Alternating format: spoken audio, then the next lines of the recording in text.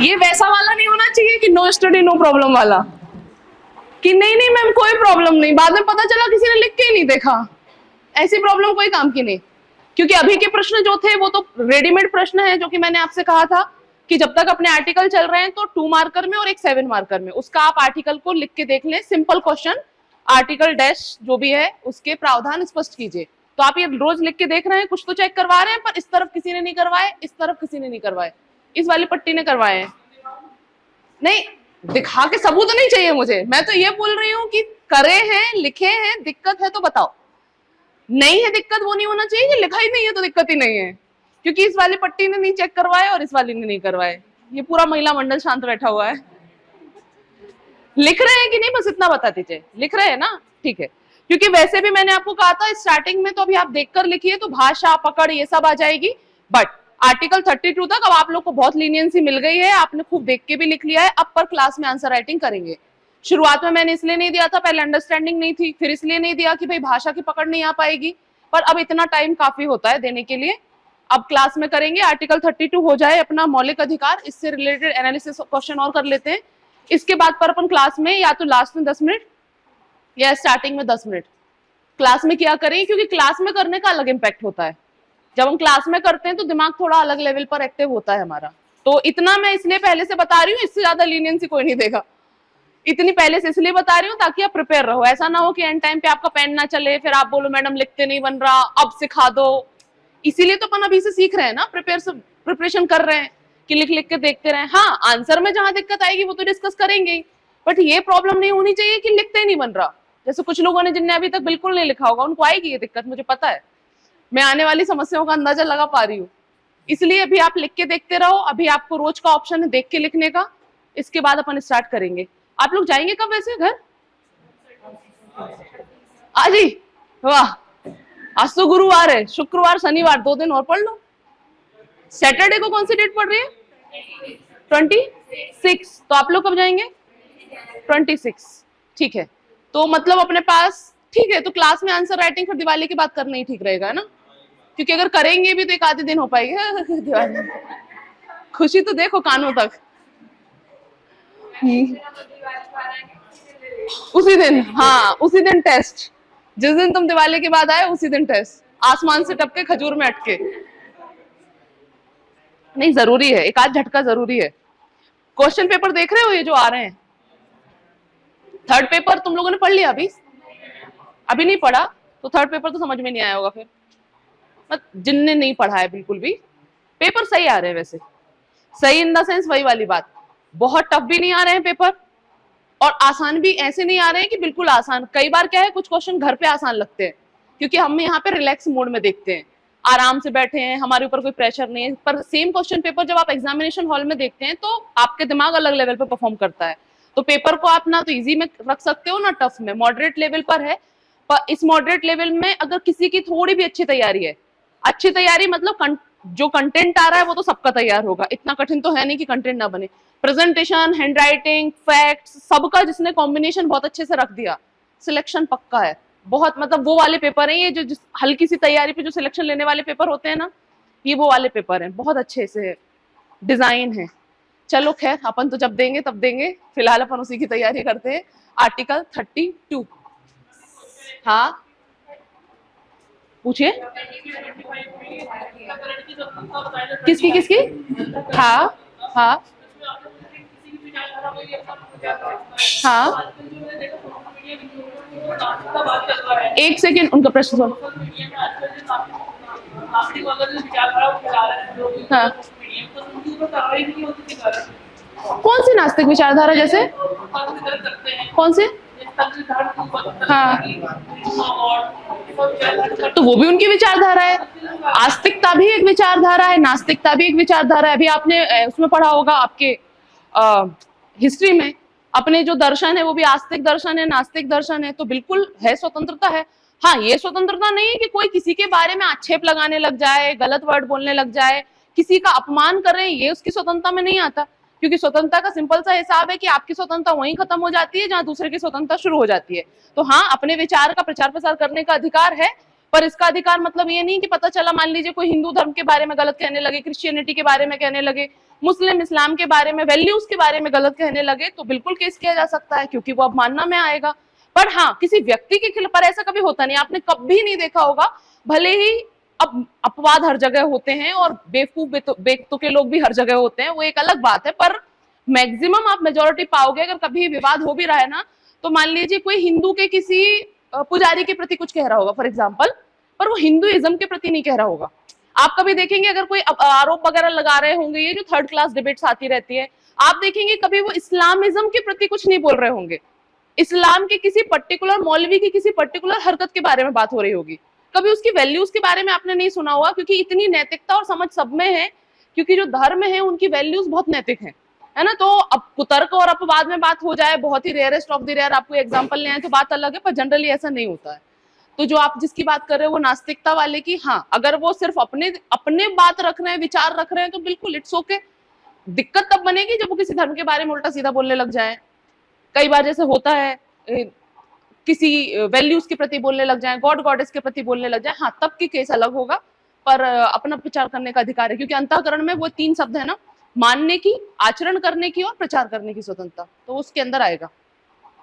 आजकल तो बहुत कुछ चल रहा है, एक वो वेस्टर्न फिलॉसफीज चल रही हैं, वो जिसमें अगर आपने देखा होगा, हॉलीवुड में पिछली बार कौन सा अवार्ड हुआ था, ग्रैमी अवार्ड्स हुए थे शायद, कौन से थे, पूरा वो स्टेडियम रेड कलर का हो गया था, वहां पे एंजल एनर्जीज और डेविल एनर्जीज का कॉन्सेप्ट चल रहा है।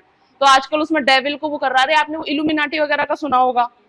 आजकल ये जो नेगेटिव कॉन्सेप्ट्स हैं, ये सब हॉलीवुड में बड़े प्रचलित हो रहे हैं, तो उसका इफेक्ट इंडिया में तो आता ही है। ये नेगेटिव वाली जो एनर्जीज हैं, इसका बहुत बहुत ज्यादा वो चल रहा है आजकल वेस्टर्न फिलोसफीज में, और भारत में तो असर आता ही है। तो वही है, सबको अपना मानने की आजादी है, अंतःकरण की स्वतंत्रता है, तो सब अपना अपना अंतःकरण मान रहे हैं। आजकल एक और कॉन्सेप्ट है, पता नहीं आपको मालूम है कि नहीं, हालांकि आपको पता होगा, आप मेरे से ज्यादा अवेयर और अपडेटेड लोग हो। आई कंसिडर माई सेल्फ दिस।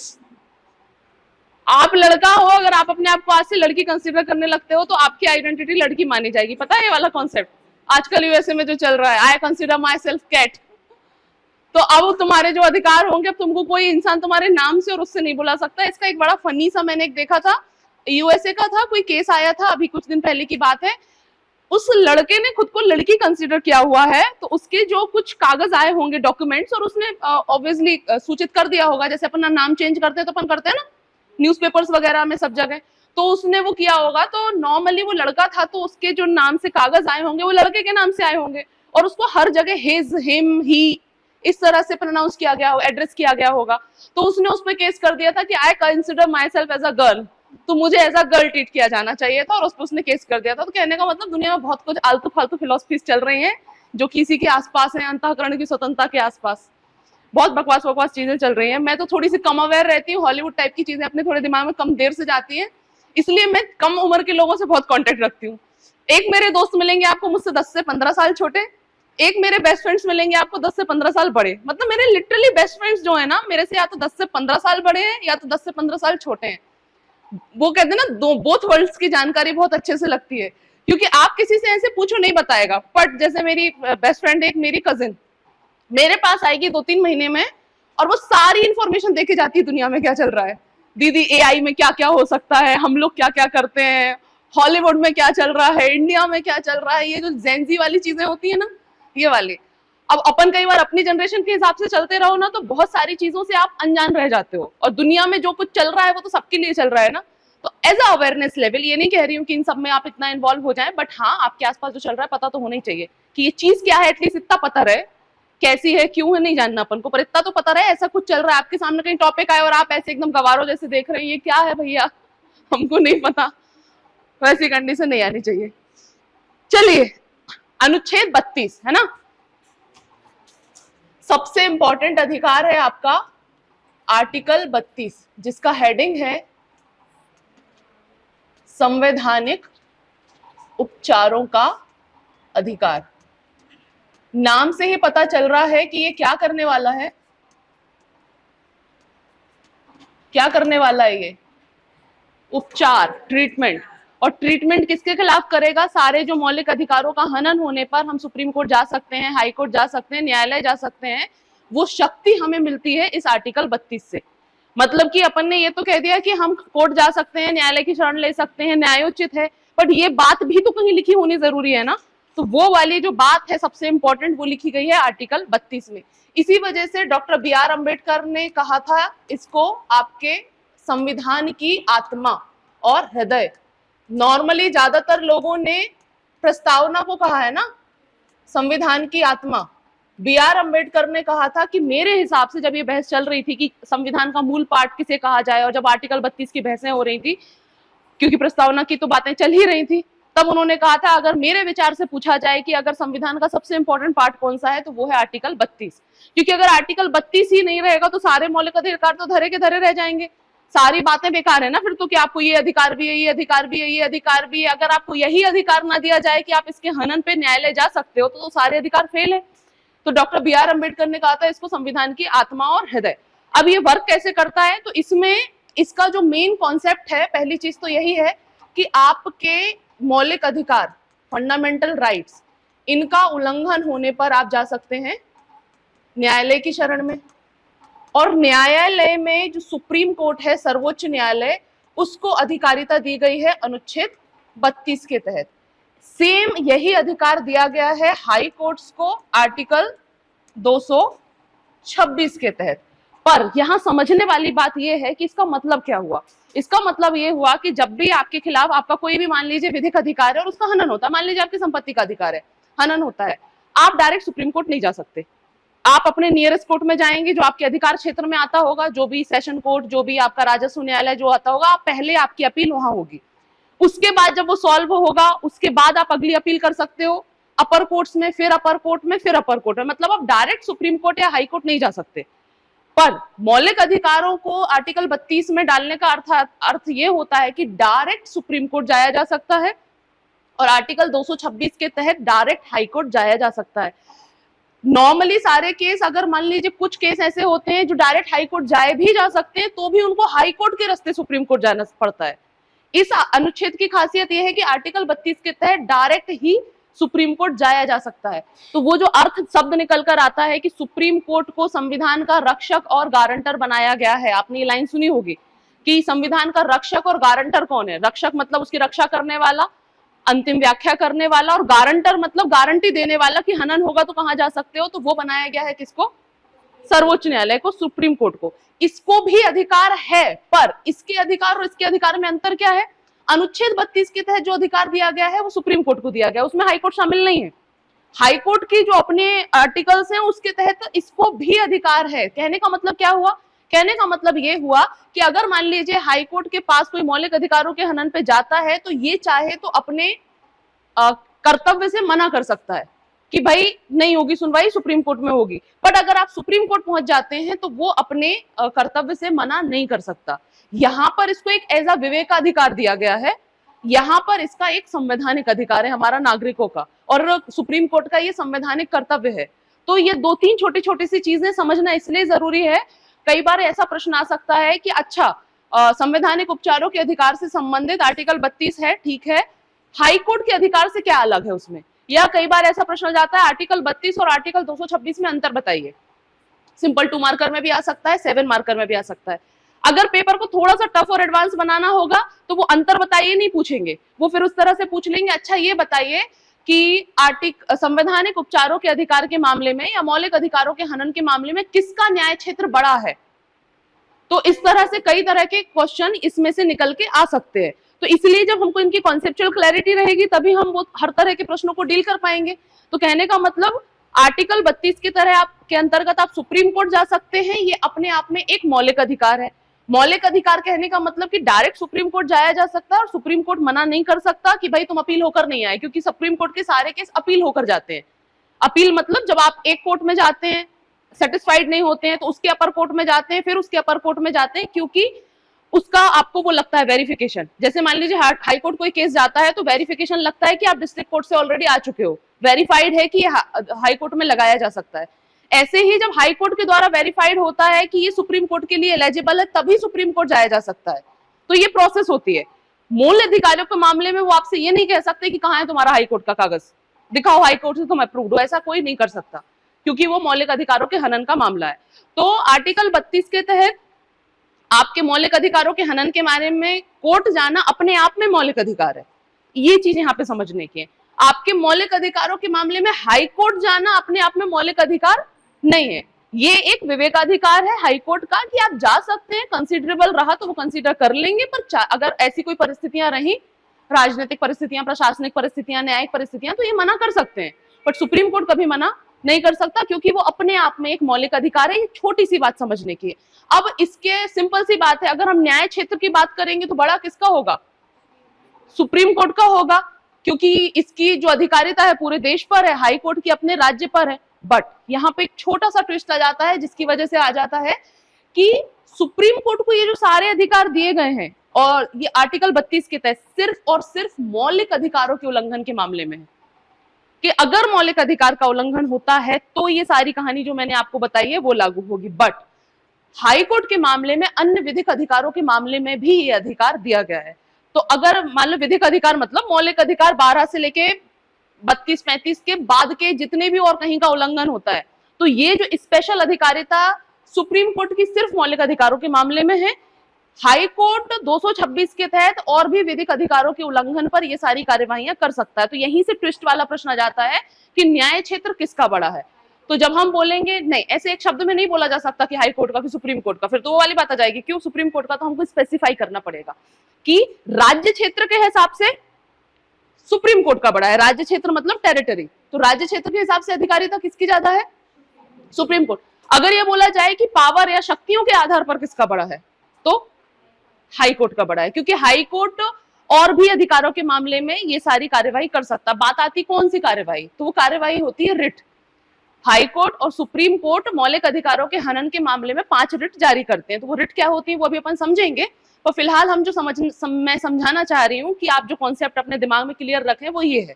फिर अपन रिट को तो समझ ही लेंगे, पढ़ भी लेंगे, रट भी लेंगे कि क्या होती है रिट और उसका क्या मतलब होता है।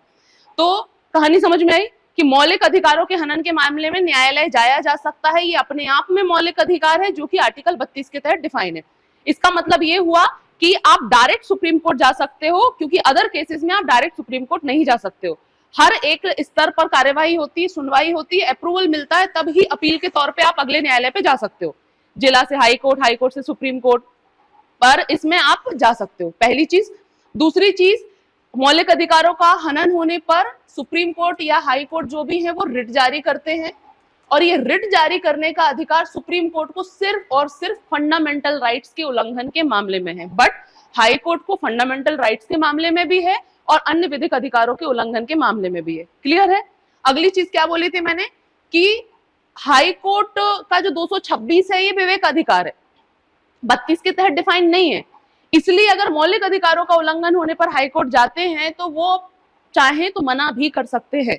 तो इसके पास ये विवेकाधिकार है, इसका अनन्य अधिकार नहीं है कि नहीं तुम मना कर ही नहीं सकते, कोई मजबूरी नहीं है, बाध्यकारी नहीं है। पर सुप्रीम कोर्ट जाने पर ऐसा नहीं हो सकता। तो ये छोटे छोटे से डिफरेंसेस हैं, बाद में अपन इनको लिख भी लेंगे, बट ये आपके दिमाग में क्लियर होना इसलिए जरूरी है। मैंने जैसा आपको बताया, जब अंतर बताओ पूछे तब तो कोई बात नहीं, अपन बता देते हैं इसमें ये है, इसमें ये है, इसमें ये है, इसमें ये है। पर जब वो अंतर से ही कोई ट्विस्टेड क्वेश्चन पूछ लेते हैं वहां अपन उलझ जाते हैं, तो वैसी कंडीशन नहीं आनी चाहिए। तो अगर हम न्याय क्षेत्र की बात करें तो क्लियर है किसका बड़ा है? सुप्रीम कोर्ट का है। पर अगर हम बोले अधिकार क्षेत्र किसका बड़ा है, पावर किसकी ज्यादा है, शक्तियों का अधिकार क्षेत्र, तो हाई कोर्ट का है। कौन अपने अधिकार क्षेत्र का यूज करने से मना कर सकता है? High court. सुप्रीम कोर्ट किसी भी हालत में नहीं कर सकता है। इसलिए यह इस शब्द को कहा जाता है अनन्य अधिकारिता, कि मौलिक अधिकारों के मामलों में सुप्रीम कोर्ट की अनन्य अधिकारिता है। ये अपने अधिकार क्षेत्र से, अपने कर्तव्य से मना नहीं कर सकते, है ना। और ये आर्टिकल 32 को जब हम डिफाइन करते हैं शब्दों में तो कह देते हैं कि क्या, सर्वोच्च न्यायालय मौलिक अधिकारों का रक्षक और गारंटर है। रक्षक और गारंटर। रक्षक का मतलब हो गया कि उसकी व्याख्या करने का अधिकार भी इसी को, तभी तो रक्षा होगी। कोई मान लीजिए संसद के द्वारा कोई अपनी व्याख्याएं कर दी जाए, अमेंडमेंट कर दिया जाए, तो अंतिम व्याख्या कौन करेगा? सुप्रीम कोर्ट, जो कि आर्टिकल 13 के तहत दिया गया है कि भाई अंतिम व्याख्या वही करेगा, और अगर वो अपने वैल्यूज के अगेंस्ट पाता है तो निरस्त कर सकता है। तो उस हिसाब से सुप्रीम कोर्ट बन गया क्या? रक्षक, आर्टिकल 13 के हिसाब से। और आर्टिकल 32 के हिसाब से क्या बन गया? गारंटर, गारंटर मतलब वही व्यक्ति, वही अथॉरिटी कि आपके अगर अधिकार का हनन हो तो आप उसके पास जा सकते हो, गारंटी कार्ड की तरह, जैसे उस दिन अपन ने देखा था। तो आर्टिकल 32 बना देता है इसको गारंटर, आर्टिकल 13 बना देता है इसको रक्षक, और यहीं से वो सेंटेंस निकल कर आता है कि सर्वोच्च न्यायालय ही संविधान का रक्षक और गारंटर है। ठीक है, तो पहले अपन ये लिख लेते हैं, फिर इसके बाद वो पांचों रिट देख लेते हैं, कौन कौन सी रिट जारी होती है, किस रिट का क्या मतलब होता है। लिखिए, अनुच्छेद 32 संवैधानिक उपचारों का अधिकार, लिख लिया। इसमें लिखिए, इसके अंतर्गत मौलिक अधिकारों को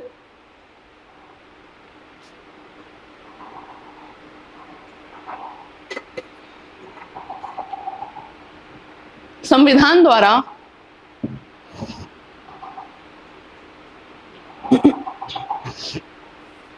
गारंटी प्रदान की गई है, गारंटी प्रदान की गई है, अर्थात मौलिक अधिकारों का हनन होने पर, अर्थात मौलिक अधिकारों का हनन होने पर सीधे उच्च न्यायालय तथा सर्वोच्च न्यायालय जाया जा सकता है।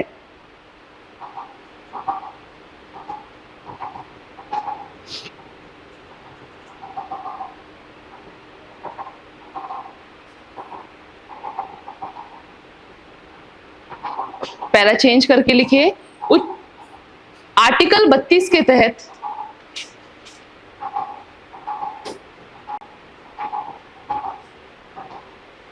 सर्वोच्च न्यायालय की रिट जारी करने की शक्तियां, रिट सीधा रा में टी लिख सकते हो और स्पेलिंग WRIT होती है, रिट जारी करने की शक्तियां दी गई हैं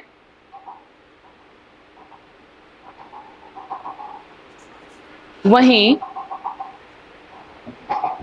उच्च न्यायालय की शक्तियों का उल्लेख सॉरी उच्च न्यायालय की शक्तियों का उल्लेख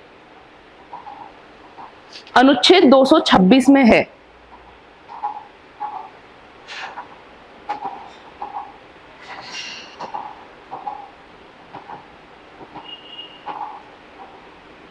पैरा चेंज करके लिखिए, B.R. अम्बेडकर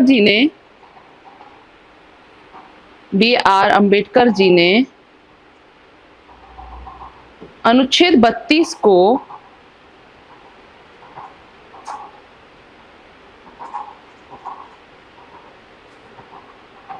संविधान का हृदय तथा आत्मा कहा।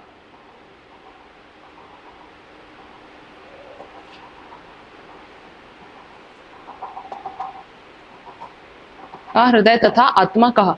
यहाँ पे वो हाई कोर्ट वाला जो ट्विस्टेड कॉन्सेप्ट था अपन यहाँ नहीं लिख रहे हैं, नहीं तो मिक्स हो जाएगा, लास्ट में अपन अंतर में लिख लेंगे, है ना, 226 और उसमें, क्योंकि यहीं पर लिखेंगे ना तो आपको फिर वो पढ़ते समय बड़ा मिक्स हो जाएगा, फिर कई बार आप लोग क्या करोगे आंसर में भी फिर उसको मिक्स करने लग जाओगे, क्योंकि वो एक एक्स्ट्रा इन्फॉर्मेशन है, तो उसको अपन आखिरी में 32 और 26 में अंतर के रूप में लिख लेंगे, है ना। इसमें लिखिए साइड हेडिंग अब रिट, रिट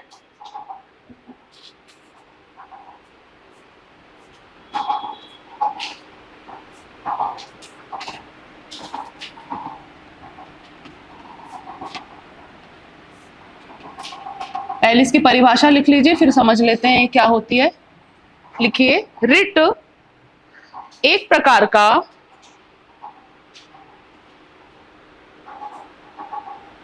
आदेश होता है, रिट एक प्रकार का आदेश होता है जो कि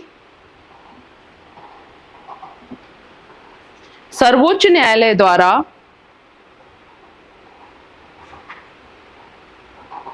अनुच्छेद 32 को लागू करवाने के लिए, अनुच्छेद 32 को लागू करवाने के लिए अधिकारियों के विरुद्ध जारी किया जाता है, अधिकारियों के विरुद्ध जारी किया जाता है।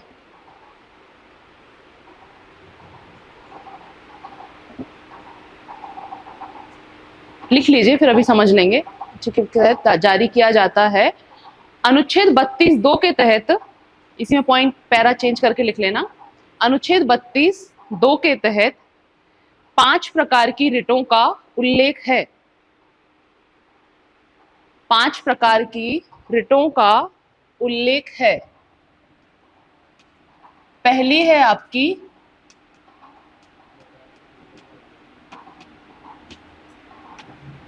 बंदी प्रत्यक्षीकरण, हैबियस कॉर्पस कहते हैं जिसको, बंदी प्रत्यक्षीकरण। नाम लिख लीजिए वहां पे, फिर उसके बाद अपन सबको अलग अलग डिटेल में बाद में लिख लेंगे। दूसरी लिख लीजिए परमादेश, मैंडमस।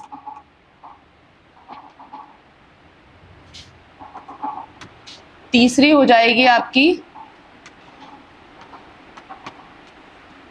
प्रतिषेध। चौथी उत्प्रेषण। और 5वीं हो जाएगी अधिकार प्रक्षा, क्यो वारंटो कहते हैं इसको। सारे लैटिन ग्रीक वर्ड्स हैं। बंदी प्रत्यक्षीकरण, परमादेश, प्रतिषेध, उत्प्रेषण और अधिकार प्रक्षा। देखिए, बेसिकली अगर किसी के मौलिक अधिकारों का हनन हुआ है तो सबसे पहले तो अपने नियरेस्ट प्रशासनिक जो भी व्यवस्थाएं हैं, न्यायालय हैं, वहां पर जाएगा। और जब उसकी बात नहीं सुनी जाएगी तभी वो सर्वोच्च न्यायालय और उच्च न्यायालय जाएगा। तो काम डायरेक्ट सर्वोच्च न्यायालय उच्च न्यायालय तो करेंगे नहीं, करवाएंगे किससे?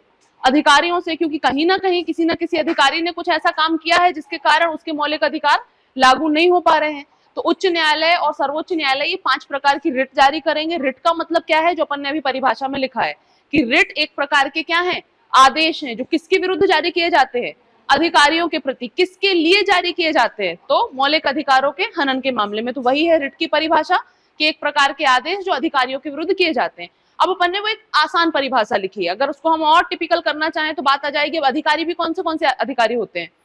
प्रशासनिक अधिकारी भी होते हैं, है ना, आपकी सिविल सर्विसेज वाले, न्यायिक अधिकारी भी होते हैं, कोर्ट वाले। तो वो अधिकारियों के खिलाफ, अब अपन को इन सारे इसमें यही देखना है कि कौन सी रिट प्रशासनिक अधिकारी के खिलाफ होती है, कौन सी न्यायिक अधिकारी के खिलाफ होती है और किसका क्या मतलब होता है। तो रिट का मतलब क्लियर हुआ। पहली रिट होती है बंदी प्रत्यक्षीकरण, सॉरी, इसको कहते हैं हैबियस कॉर्पस। अब वो कौन सी मूवी आई थी, दृश्यम, है ना। दृश्यम में वो फिल्में देख देख के अपना पूरा केस सीखता है, याद है? दृश्यम 1 थी या 2 थी?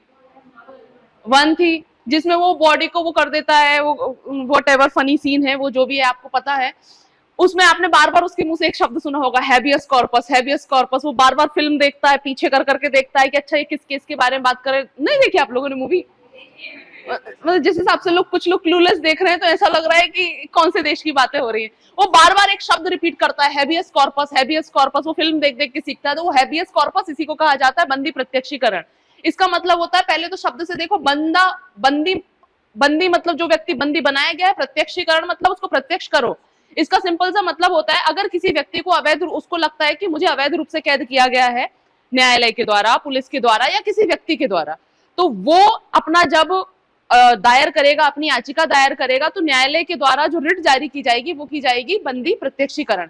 इसका मतलब सिंपल सा होता है कि जिस भी व्यक्ति ने वो दायर की है, जिसको भी लगता है कि उसको अवैध रूप से कैद किया गया है, तो न्यायालय आदेश देता है कि 24 घंटे के अंदर उसको नियरेस्ट मजिस्ट्रेट के पास आप पेश करो। तो ये जो बंदी प्रत्यक्षीकरण की रिट है, किसी आपके प्रशासनिक अधिकारी के विरुद्ध भी जारी हो सकती है और किसी व्यक्तिगत के प्रति भी जारी हो सकती है। क्योंकि हो सकता है, मान लीजिए जैसे पहले चलता था बंधुआ मजदूरी, और मान लीजिए उसमें जो उनके बंधुआ मजदूर हैं उनको वो ना छोड़े और अवैध रूप से कैद कर ले, और उनके खिलाफ अगर उनके हक में याचिका दायर हो तो यहाँ पे प्रशासनिक अधिकारी के खिलाफ भी जारी होगी रिट, और व्यक्तिगत के प्रति भी होगी, जबकि बाकी जो रिटें हैं ये व्यक्तिगत के प्रति जारी नहीं होती हैं। पर हैबियस कॉर्पस बंदी प्रत्यक्षीकरण ऐसी है, किसी निजी व्यक्ति के खिलाफ भी हो सकती है और किसी अधिकारी के खिलाफ भी हो सकती है। क्यों होगी? जब किसी व्यक्ति को अवैध रूप से कैद किया जाएगा तो जो न्यायालय क्या आदेश देगा कि उसको 24 घंटे के अंदर आप नियरेस्ट मजिस्ट्रेट के पास पेश करो, और फिर मजिस्ट्रेट के बाद तो फिर पूरी न्यायिक प्रक्रिया चालू हो जाएगी। अगर लगता है न्यायिक पाया जाता है तो उस तरह की कहानी होगी, अगर न्यायिक नहीं पाया जाता है तो उस तरह की कार्यवाही कैद करने वालों पर होगी।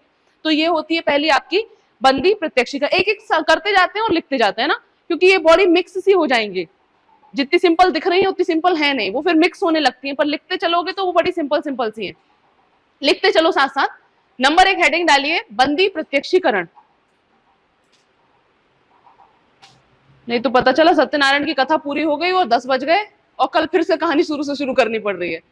बंदी प्रत्यक्षीकरण, इसको इंग्लिश में लिख लीजिए हैबियस कॉर्पस। स्पेलिंग मैंने गलत लिख दी क्या? HABEAS, हाँ सही है, हैबियस कॉर्पस।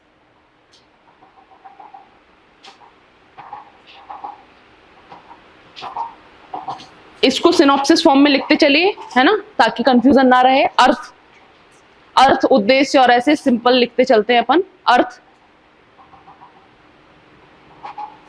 अर्थ होता है हैबियस कॉर्पस शब्द का सशरीर उपस्थित होना।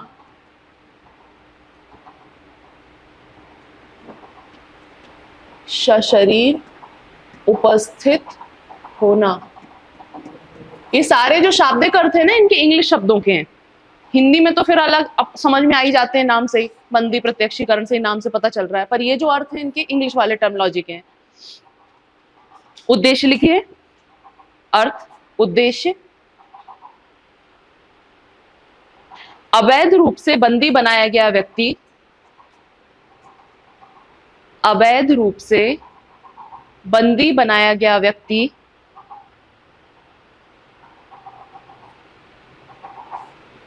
इसके तहत प्रार्थना कर सकता है।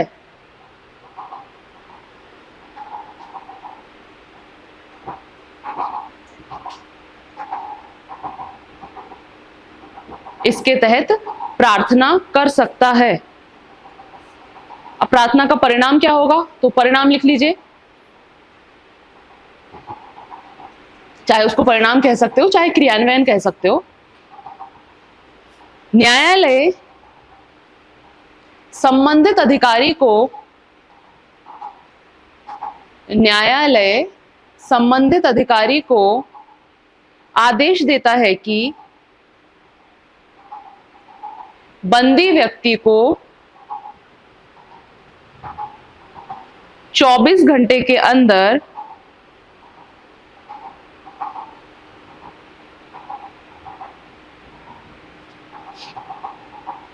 नजदीकी न्यायालय के समक्ष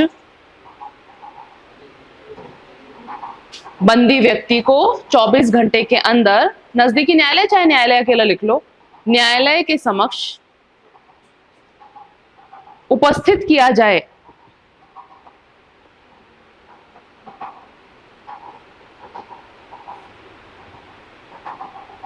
ठीक है, अब इसमें ये लिख लीजिए किसके विरुद्ध जारी हो सकती है और किसके विरुद्ध जारी नहीं हो सकती, तो उसको भी अपन ऐसे सिस्टमैटिक लिख लेते हैं ताकि याद रखने में आसानी होगी। तो आप उसको कैसे लिखोगे? किसके विरुद्ध करके लिख लो, है ना, या विरुद्ध करके डैश कर दो, ये आपकी समझ के लिए है, क्योंकि प्रीलिम्स में पीएससी ने आज तक इतने डीप लेवल का नहीं पूछा है, यूपीएससी पूछ चुका है। तो अब यूपीएससी अगर आज से 5-7 साल पहले पूछ चुका है तो पीएससी उसको फॉलो कर ही सकता है, स्पष्ट रहेगा किसके विरुद्ध नहीं, तो याद रहेगा। बाकी आपको जब आंसर में लिखना हो तब भले ऐसे मत लिखना, पर अभी लिख लो। विरुद्ध में लिख लीजिए किसी प्रशासनिक या न्यायिक प्राधिकारी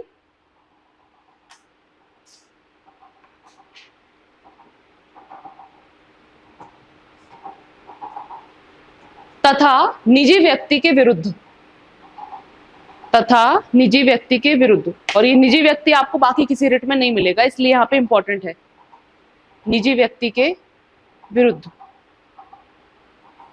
और अपवाद लिख लो, किसके विरुद्ध नहीं होगा? अपवाद, यदि हिरासत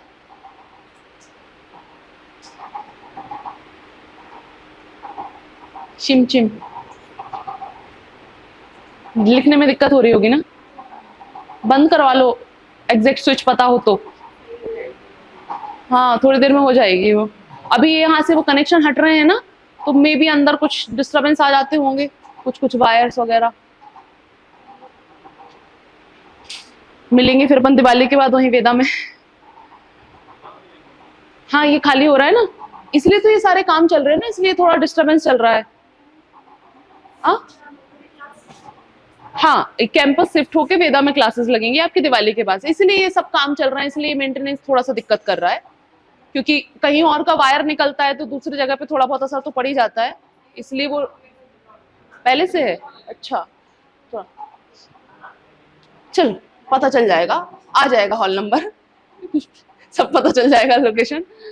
लिखिए किसके विरुद्ध नहीं, मतलब अपवाद, यदि हिरासत न्यायालय के आदेश के तहत हुई है, यदि हिरासत न्यायालय के आदेश के तहत हुई है,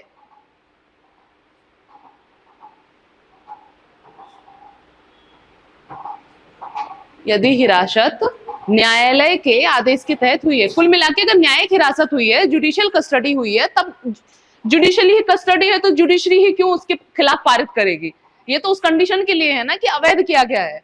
पर ये इतनी स्पष्टता से लिखना जरूरी है, जब प्रीलिम्स वगैरह में आ जाता है तो दिमाग घूम जाता है किसके खिलाफ होगा, और ये हो चुका है, खुद मैंने फेस किया है, ये आ चुका है एग्जाम में ऑलरेडी। पर ये है कि पीएससी अब तक इतने डीप लेवल पे नहीं गई है, पर चली जाए, यू नेवर नो।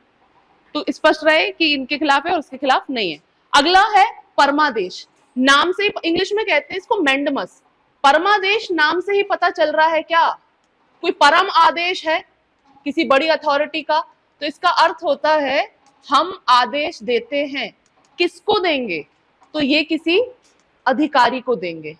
फिर बात आती है क्यों देंगे, ये तब देंगे जब कोई अधिकारी अपने कर्तव्य का पालन करने से मना कर दे। मान लीजिए कोई वादी है जो कि अपने मौलिक अधिकारों के हनन के मामले में अपने नियरेस्ट मजिस्ट्रेट के पास, वॉटेवर अधिकारी के पास जाता है और बताता है भाई ऐसे ऐसे हनन हुआ है और आप इसमें कार्यवाही कीजिए, और वो कहते नहीं नहीं हमारे न्याय क्षेत्र में नहीं आता, या वहां जाओ या वहां देख लो, इस तरह की जो एटीट्यूड है, उस एटीट्यूड से बचने के लिए ये वाला रिट है परमादेश।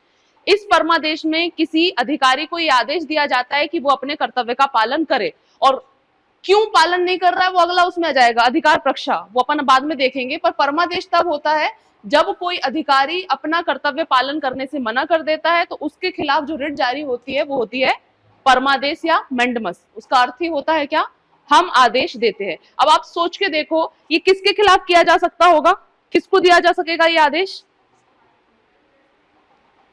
कोई भी अधीनस्थ न्यायालयों को दिया जा सकता है, क्योंकि अधीनस्थ न्यायालय के अधिकारी, वकील, जज वो भी मना कर सकते हैं अपने न्याय क्षेत्र का प्रयोग करने से। किसी प्रशासनिक अधिकारी के विरुद्ध भी किया जा सकता है, क्योंकि अधिकारी में तो वो भी आ जाएंगे। फिर बात आती है तो किसके विरुद्ध नहीं हो सकता होगा,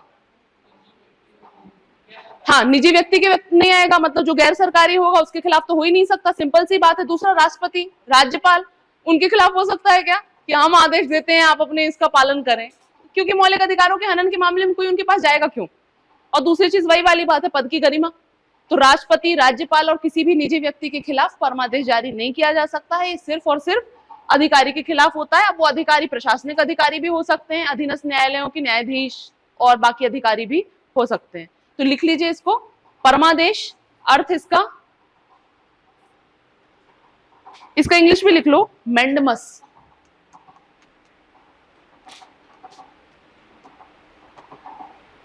मेरी स्पेलिंग्स इतनी अच्छी हुआ करती थी, ऑटो स्पेलिंग ने हालत बिगाड़ दी है।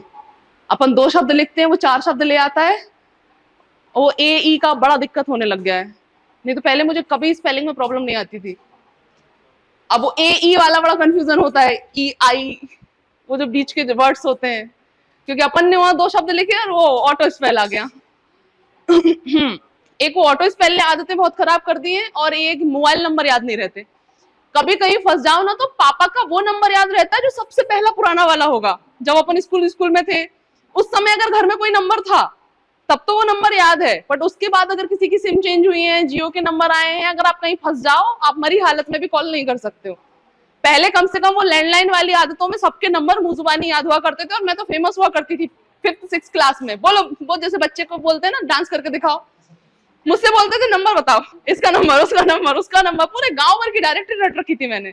वो जो डायरेक्टरी आती थी ना लैंडलाइन के पास रखी रहती थी, सबकी रटी थी मुझे। और आज की डेट में पापा का नंबर याद नहीं है, कहीं फंस जाए तो घर कॉल नहीं कर सकते।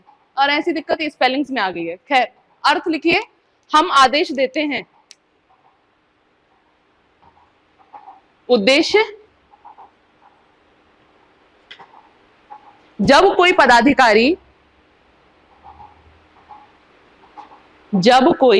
पदाधिकारी अपने कर्तव्य का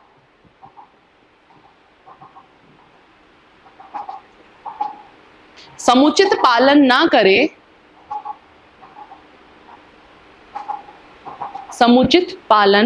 ना करे, तो न्यायालय द्वारा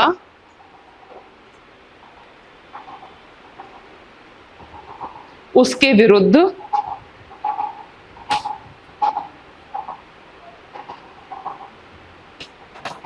कर्तव्य पालन करने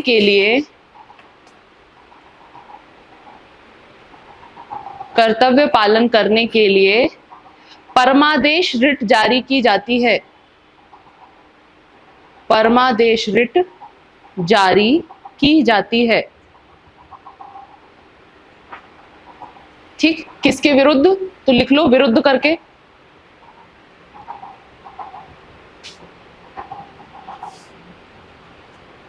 किसी निगम, प्राधिकरण,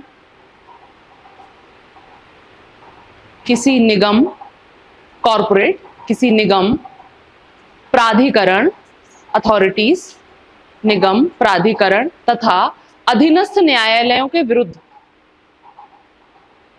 अधीनस्थ न्यायालयों के विरुद्ध। अपवाद लिख लीजिए।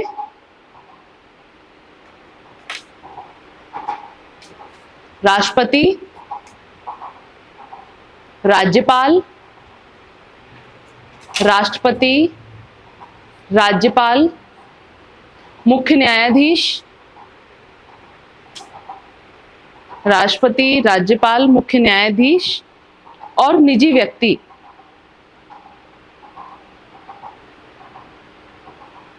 ठीक, हाँ, मुख्य न्यायाधीश में सब आ जाएंगे, सारे अधीनस्थों के भी आ जाएंगे। क्योंकि मुख्य न्यायाधीश के खिलाफ करना एक वो रिस्क वाला काम है ना, कि मतलब जिसके अगेंस्ट न्याय वही चला जाएगा।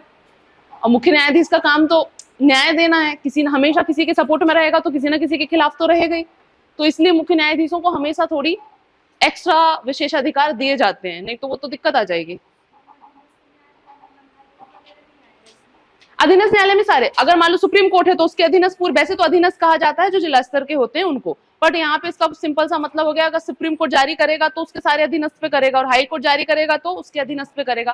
कायदे से अधीनस्थ शब्द यूज किया जाता है हाई कोर्ट के नीचे वाले सारे कोर्ट्स के लिए। हाँ,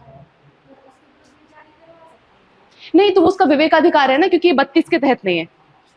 मौलिक अधिकार एक ऐसी चीज है जिसके मतलब मौलिक अधिकार को जो महत्व दिया गया है वो तो अलग दिया गया है, जो कि अपन देख चुके हैं ऑलरेडी।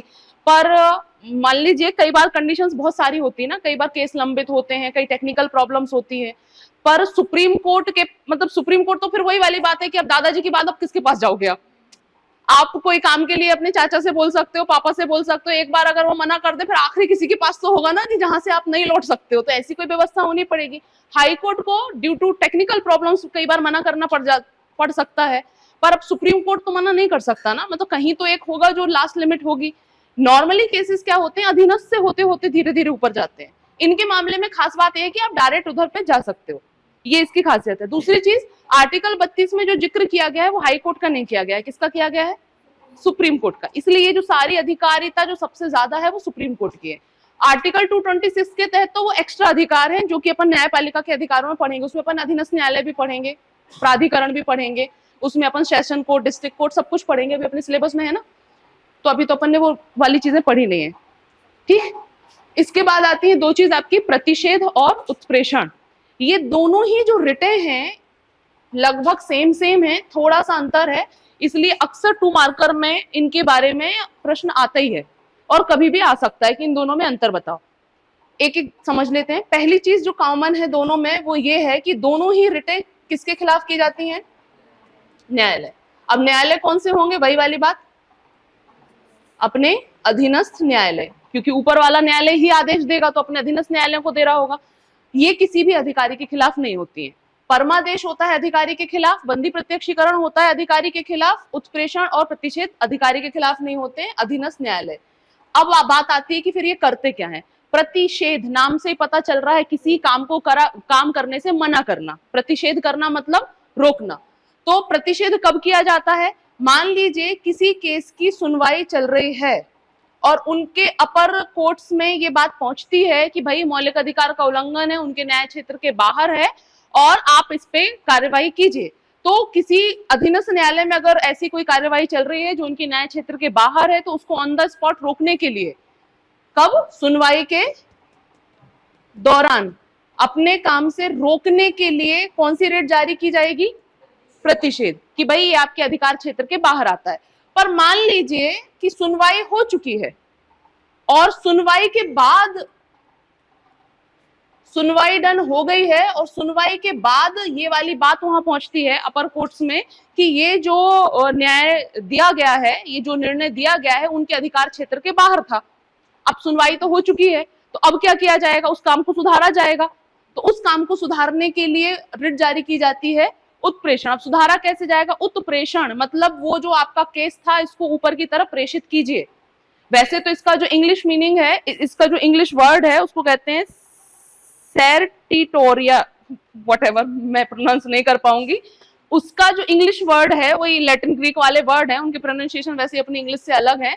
उसका मतलब होता है पूर्णतः सूचित कीजिए कि भाई क्या हुआ था, पूरी कहानी बताइए। बट अगर अपन उसका हिंदी मीनिंग देखें तो वो ज्यादा सटीक अपन को समझ में आता है। उत्प्रेषण मतलब ऊपर की ओर प्रेषित करना, मतलब तुम्हारी सुनवाई हो चुकी है, तुम्हारे न्याय क्षेत्र के बाहर थी, इसलिए अब उसको, उसकी गलती सुधारने के लिए आप इसको ऊपर के कोर्ट, जो भी फिर वो करेंगे कि हाई कोर्ट भेजिए या सुप्रीम कोर्ट भेजिए ताकि उसकी गलती को सुधारा जा सके, तो वो भी किसके खिलाफ जारी की जाएगी? अधीनस्थ न्यायालय के खिलाफ जारी की जाएगी। तो जो उत्प्रेषण है और प्रतिषेध है ये दोनों ही न्यायिक गलतियों को सुधारने के लिए होती हैं। किसके खिलाफ होती हैं? अधीनस्थ न्यायालय के खिलाफ होती हैं। प्रतिषेध का मतलब होता है काम से रोकना और उत्प्रेषण का मतलब होता है उस केस को अपर कोर्ट की तरफ भेजना। ये की जाएगी सुनवाई के दौरान, क्योंकि रोका तो तभी जाएगा जब सुनवाई चल रही है, और उस काम को अपने पास कब बुलाया जाएगा? जब सुनवाई हो चुकी होगी। मान लो उस समय सुनवाई चल ही रही है और तभी कोई रेट पहुंच जाती है तो ये वाली जारी हो जाएगी कि भाई उस काम को बीच में ही रोक दो जहां तक हुआ है, और काम हो चुका है तो उसको कहा जाएगा कि अपर कोर्ट्स की तरफ, जो भी उनका हाई कोर्ट है, सुप्रीम कोर्ट, जो भी वो जारी करें रेट, उस हिसाब से उनके न्याय क्षेत्र के हिसाब से वो भेज दिया जाएगा। तो ये जो उत्प्रेषण है और प्रतिषेध है इस पे अंतर अक्सर पूछ लिया जाता है क्योंकि लगभग सिमिलर है। अंतर सिर्फ इतना सा है, सुनवाई के दौरान काम से रोकने के लिए, और ये होती है सुनवाई के बाद उस याचिका को या उस केस को अपर कोर्ट्स में भेजने के लिए। ठीक, लिख लें इसको। प्रतिषेध, प्रतिषेध तो सिंपल मतलब है प्रोहिबिशन।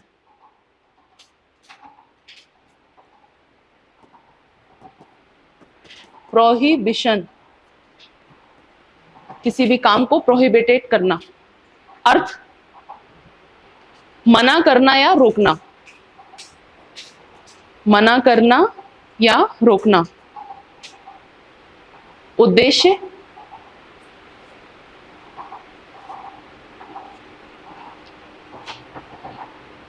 मना करना या रोकना। उद्देश्य अधीनस्थ न्यायालयों को, अधीनस्थ न्यायालयों को उनके अधिकार क्षेत्र, उनके अधिकार क्षेत्र से बाहर के कार्य को, अब उनके अधिकार क्षेत्र से बाहर के कार्य को करने से रोकने के लिए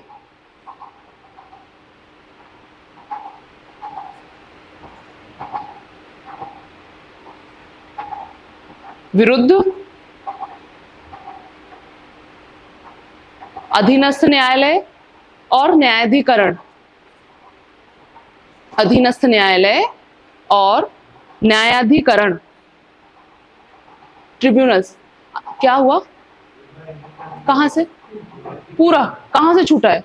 थोड़ा अगल बगल देख लो, कहां से उद्देश्य छूटा हुआ है, तो थोड़ा सा अगल बगल नजर डाल लिया करिए। अधीनस्थ न्यायालयों को उनके अधिकार क्षेत्र से बाहर के कार्य, अधीनस्थ न्यायालयों को उनके अधिकार क्षेत्र से बाहर के कार्य करने से रोकने के लिए, बस विरुद्ध अधीनस्थ न्यायालय, मैं इसलिए इतना तोड़ तोड़ के लिखवा रही हूं, कभी बुक में जाके पढ़ना रेट ऐसे जाएगी।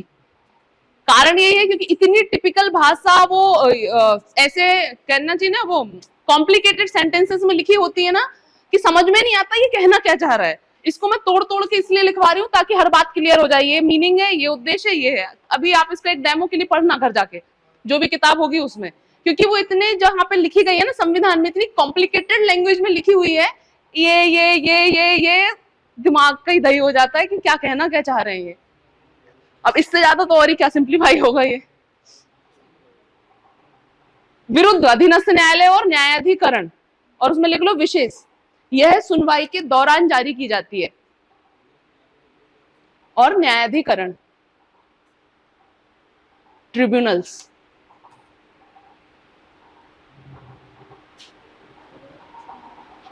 विशेष लिख लीजिए, यह सुनवाई के दौरान जारी की जाती है।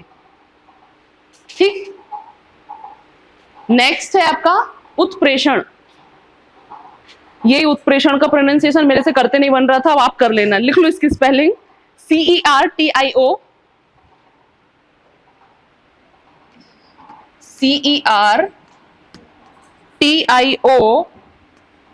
RARI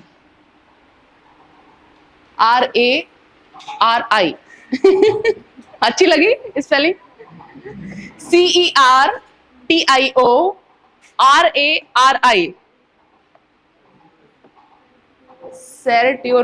सेरेट्योरारी। हाँ, नहीं ये नहीं बोलेंगे वैसे इसको, ये तो अपन इसका वो वाला कर रहे हैं, जैसे सुनामी को तो सुनामी बोल दें, ये उस टाइप का कर रहे हैं। इसमें बहुत सारे वर्ड्स वो होंगे, इसका प्रोनाउंसिएशन अच्छा सा होता है, मुझे आ नहीं रहा है अभी। गूगल पे डालना स्पेलिंग और उसका प्रोनाउंस सुनना, वो जो स्पीकर पे बोलती है वो बता पाएगी अच्छे से। वही काम आएगी आज की डेट में। अर्थ लिखिए, पूर्णतः सूचित कीजिए, ये इस वाले वर्ड का मतलब होता है, इंग्लिश वाले का। पूर्णतः सूचित कीजिए। उद्देश्य वैधानिक गलती को दूर करना,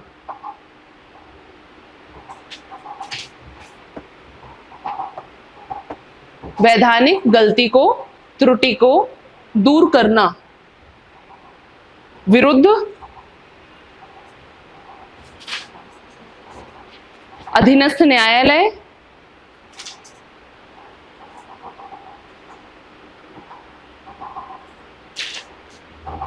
और न्यायाधिकरण, अधीनस्थ न्यायालय और न्यायाधिकरण, विशेष लिख लीजिए, यह निर्णय के पश्चात जारी की जाती है। यह निर्णय के पश्चात जारी की जाती है। ठीक है, अब नेक्स्ट बच रही है आपकी अधिकार परीक्षा, क्यू वारंटो। बट उसके पहले क्वेश्चन सुन लो, क्योंकि अभी फिर सर टाइम भी हो गया है, सर आ जाएंगे। ये सारी की सारी रिटेक तो आप 2 मार्कर में लिखोगे, मुझे बोलने की जरूरत है क्या? लिखिए 2 मार्कर, है ना। एक तो ये सारी की सारी रेट आप 2 मार्कर में कल लिखकर लेकर आएंगे। बंदी प्रत्यक्षीकरण, परमादेश, प्रतिषेध, है ना, इसका तो मैंने पूरा फॉर्मेट ही लिखवा दिया है, तो आपको तो बस एज इट इज कॉपी करना है, आप अपनी समझदारी के हिसाब से कर लेना। और इसके अलावा आर्टिकल 32 अकेला भी आपके 2 मार्कर में भी आ जाएगा और 7 मार्कर में भी। आर्टिकल 32 के प्रावधानों को स्पष्ट कीजिए, आप 7 मार्कर में भी लिखकर देखेंगे और 2 मार्कर में भी लिखकर देखेंगे। ये 5 रिटों को आप 2 मार्कर में लिखकर देखेंगे और 7 मार्कर में एक क्वेश्चन और लिखकर देखेंगे, जो कि है आर्टिकल 32 के तहत जारी की जाने वाली रिटों का उल्लेख कीजिए। 2 प्रश्न समझ में आए? एक प्रश्न आप करेंगे 7 मार्कर में, आर्टिकल 32 के प्रावधानों को स्पष्ट कीजिए, तो उसमें आप वो सारी कहानी बता देंगे इसके खिलाफ क्या क्या होता है, और 5 रिट होती है, नाम लिख के आपका काम हो जाएगा। पर अगला क्वेश्चन क्या है, आर्टिकल 32 के तहत, लिख लो चाहे याद ना रहे तो, आर्टिकल 32 के तहत जारी होने वाली रिटों का उल्लेख कीजिए। चलो लिख ही लो। पहले क्या 2 मार्कर या 7 मार्कर? 2 मार्कर। हाँ यही है वैसे तो। आर्टिकल 32 के प्रावधानों को स्पष्ट कीजिए। दूसरा बंदी प्रत्यक्षीकरण। तीसरा परमादेश। अब मैं जल्दी जल्दी बोल रही हूँ, आप लिख लो। अब इतना तो थोड़ी ना कि मैं एक एक शब्द के बाद नहीं रुकूंगी। परमादेश, प्रतिषेध और उत्प्रेषण, ये आप 2 मार्कर में लिखेंगे। 7 मार्कर में अनुच्छेद 32 के प्रावधानों को स्पष्ट कीजिए और दूसरा लिखिए अनुच्छेद 32 के तहत जारी की जाने वाली रिटों का उल्लेख कीजिए। और यही प्रश्न दूसरी भाषा में भी आ सकता है। प्रश्न यही रहेगा कि रिटों से आप क्या समझते हैं।